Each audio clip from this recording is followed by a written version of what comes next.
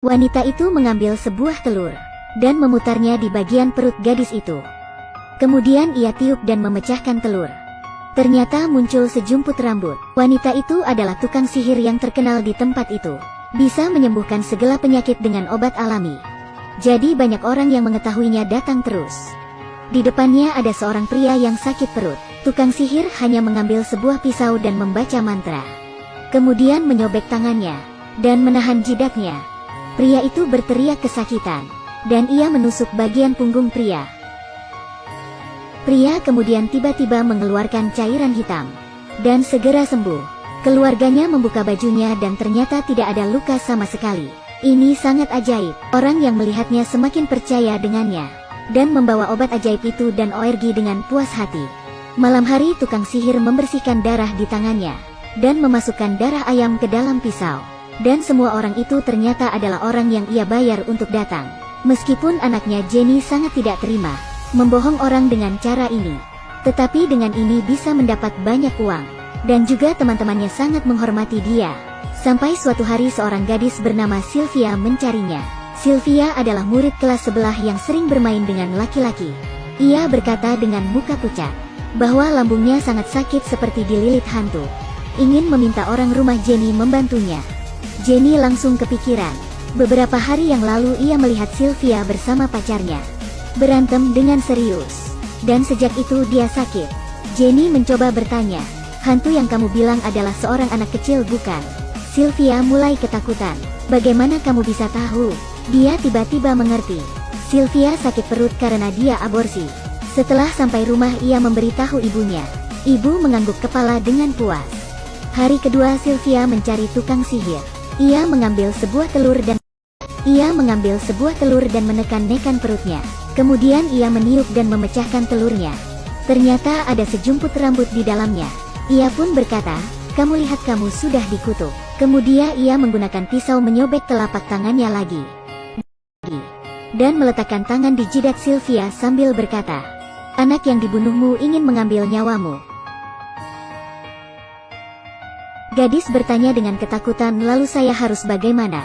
Tukang sihir memberinya sebuah botol dan berkata, ini adalah air kudus yang saya buat dengan rambutku. Ia bisa menyembuhkan semua penyakit. Setelah mendengar kata-katanya, Sylvia mengambil botol itu dengan senang. Tetapi tanpa dia ketahui, telur dan air telah diotak-atik. Hari kedua penyakit Sylvia semakin parah. Kemudian ia tidak pernah datang lagi ke sekolah. Setelah pulang sekolah Jenny melihat Sylvia muncul lagi di rumahnya. Ibu sedang memukul Sylvia dengan keras untuk membantunya mengusir roh jahat di tubuhnya. Sylvia teriak kesakitan. Kemudian ibu mengambil 19 batang dupa dan menusukkan ke punggungnya. Adegan itu mengerikan. Malam hari Jenny bertanya kepada ibu, apakah tidak akan keluar masalah? Ibu menenangkannya dan berkata tidak akan. Mereka hanya merasa mereka sakit. Semua yang kita lakukan akan membuat mereka merasa tenang. Dan dengan sendirinya akan sembuh. Keesokan harinya tiba-tiba Sylvia muncul. Bertanya kenapa ia masih belum sembuh. Jenny terdiam dan tidak bisa menjawab, ia hendak pergi. Tetapi Sylvia menariknya. Dan terus bertanya apakah ia akan sembuh. Jenny hanya asal menjawab kamu pasti akan sembuh. Saat siang hari, kelas sebelah tiba-tiba terdengar suara teriakan. Xiaomei Ganjin Hetong Sue Pao Guo Kuyikan. Jenny dan temannya segera pergi melihat.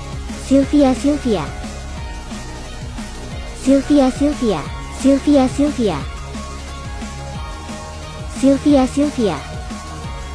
Dan kemudian ia meninggal. Jenny merasa sangat bersalah. Di perjalanan pulang ke rumah, dia merasa ada orang yang mengikutinya. Tetapi ketika ia berbalik badan tidak ada. Setelah ia berbalik badan, Sylvia menatapnya dari belakang. Baru sampai rumah ia melihat keluarga Sylvia sedang membuat onar dan menuduh mereka adalah pembunuh. Saat ini ibu tiba-tiba berteriak, kemudian terbaring di pintu dan gemetaran. Ayah ibu. Keluarga yang tidak tahu kebenaran mengira itu adalah anaknya. Ketiganya berpelukan dan menangis. Tetapi hanya Jenny yang tahu itu adalah ibunya berpura-pura. Saat itu Jenny menyadari gadis di depannya. Badannya terus bergoyang. Dia mendekati dan menepuk gadis itu. Gadis itu tiba-tiba berbalik badan dan menatapnya. Kemudian mencekik lehernya dan terus berteriak. Kenapa kamu membohongi orang tuaku? Aku akan membunuhmu. Orang-orang segera menarik gadis itu. Malam hari Mama melihat leher Jenny yang biru dan berkata, gadis itu hanya stres karena kehilangan teman. Tetapi Jenny berpikir itu adalah Sylvia yang masuk ke tubuhnya. Sejak saat itu Jenny pura-pura. Saat itu Jenny menyadari gadis di depannya. Badannya terus bergoyang. Dia mendekati dan menepuk gadis itu. Gadis itu tiba-tiba berbalik badan dan menatapnya. Kemudian mencekik lehernya dan terus berteriak, kenapa kamu membohongi orang tuaku? Aku akan membunuhmu. Orang-orang segera menarik gadis itu. Malam hari Mama melihat leher Jenny yang biru dan berkata, gadis itu hanya stres karena kehilangan teman. Tetapi Jenny berpikir itu adalah Sylvia yang masuk ke tubuhnya. Sejak saat itu Jenny sering melamun. Sering melihat roh Sylvia. Karena ketakutan, Jenny menusuk gurunya dan menggila di dalam kelas. Pihak sekolah mengantarnya pulang. Jenny yang baru masuk melihat, ibu telah menyiapkan semuanya menunggunya. Dia menyuruh orang menangkap anaknya, dan melakukan apa yang ia lakukan kepada Sylvia sebelumnya. Malamnya ibu meminta maaf kepada Jenny, bahwa ia terpaksa melakukannya. Dan memeluknya sambil berkata ini semua telah berakhir. Di saat itu jua, ia tiba-tiba melihat Sylvia berdiri di pojok dinding. Harus ingat, hantu.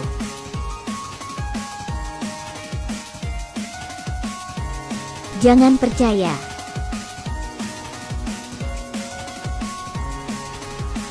Cerita ini memberitahu kita akan mendapat karma jika berbohong.